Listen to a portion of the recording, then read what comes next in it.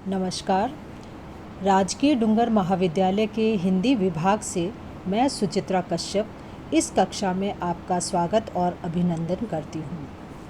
आज के व्याख्यान में हम एमए उत्तरार्ध के चतुर्थ प्रश्न पत्र विशिष्ट साहित्यकार में प्रेमचंद जी के प्रमुख उपन्यास रंगभूमि के द्वितीय कथा सूत्र का अध्ययन करेंगे। रंगभूमि में दूसरा कथा सूत्र सोफी विनय की प्रणय गाथा से संबंधित है। सोफी और विनय का प्रेम भी प्रथम दृष्टि में होने वाला प्रेम है। विनय की रक्षा कर सोफी उसके व्यक्तित्व, सौम्य स्वभाव और देश प्रेम, उत्सर्ग, कठोर जीवन तथा परोपकार वृत्ति से इतना प्रभावित हुई कि उसे हृदय ही दे बैठी। यद्यपि प्रारंभ में दोनों कुछ तो लज्जा संकोच के कारण और कुछ अपनी आदर्शवादिता के फलस्वरूप अपने आंतरिक भावों को एक दूसरे पर प्रकट नहीं कर पाए, परंतु प्रेम की चिंगारी कब तक छिपी रह सकती थी। अंततः वह प्रकट हो गई, उन पर ही नहीं, विनय की माता रानी जानवी पर भी।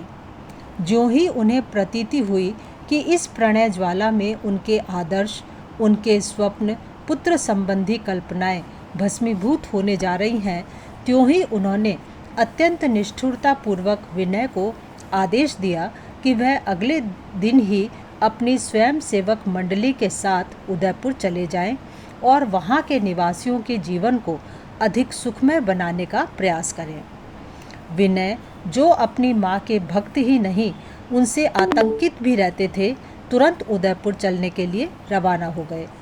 वहाँ जाकर उन्होंने रियासत की जनता में समाज सुधार के कार्य किए, उनमें जागृति उत्पन्न की, अपने अधिकारों और न्याय के लिए लड़ने की प्रेरणा भी दी। इस सबको रियासत के अधिकारियों ने राजद्रोह समझा और उन पर झूठे आरोप लगाकर उन्हें बंदी बना लिया।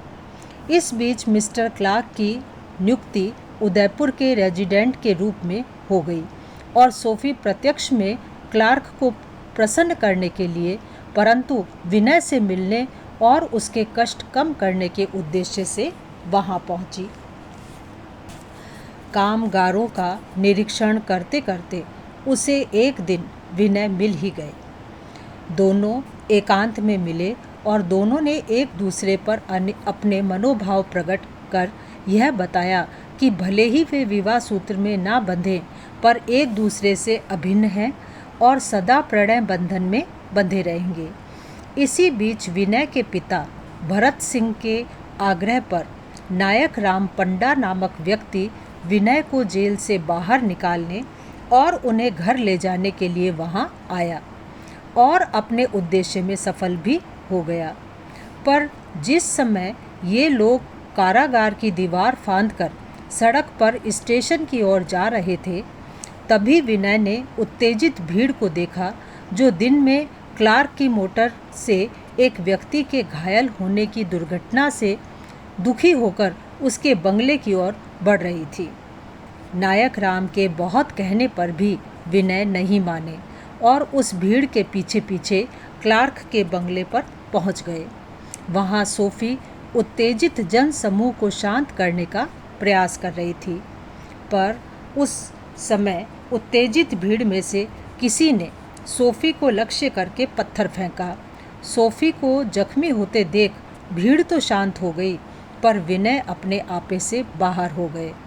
भीड़ को धकेलते हुए वह सोफी की बगल तक पहुंच गए और उसने वीरपाल सिंह पर, जो राज्य से अपमानित होने के बाद डाकू और विद्रोही बन गया था, गोली चला दी।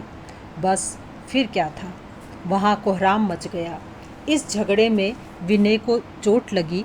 नायक राम मरणासन स्थिति को प्राप्त हो गए और सोफिया को वीरपाल सिंह तथा उसके साथी अपहरण कर ले गए। सोफी के अपहरण के बाद विनय अपना विवेक, अपना मानसिक संतुलन खो बैठे।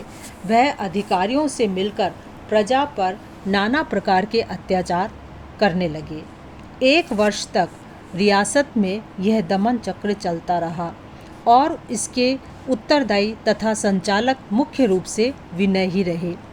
उन्हें सोफ़ी की अनुपस्थिति उसके संबंध में तरह तरह की शंकाएं पल पल कष्ट देती थीं। अतः वह सोफ़ी की खोज में जंगलों पहाड़ों की खाक छानने लगे। संयोगवश उन्हें एक दिन अपना पुराना साथी इंद्रदत्त मिल गया, जिसे सोफ़ी का पता मालूम था। बहुत अनुनय विनय करने पर वह विनय को उस स्थान पर ले गया जहाँ वीरपाल सिंह के गुप्त अड्डे पर सोफ़ी रहती थी। उस भेंट में सोफ़ी ने विनय का इतना तिरस्कार किया, उसके हृदय को व्यंग बाणों से इतना छलनी कर दिया कि वह निराश होकर जसवंत नगर लौट गया। अब उसे अनुभव हुआ कि उसने आवेश में आकर क्या कर दिया है।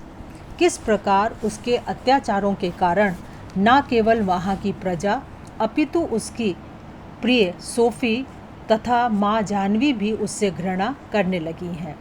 वह पश्चाताप की अग्नि में झुलसने लगा।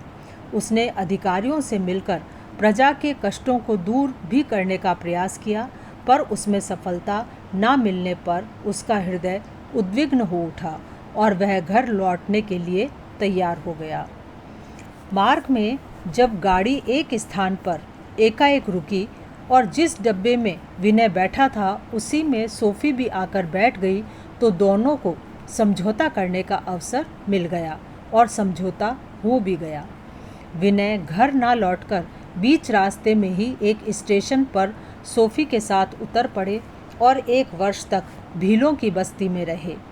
इसी बीच दोनों एक दूसरे के और भी निकट आ गए।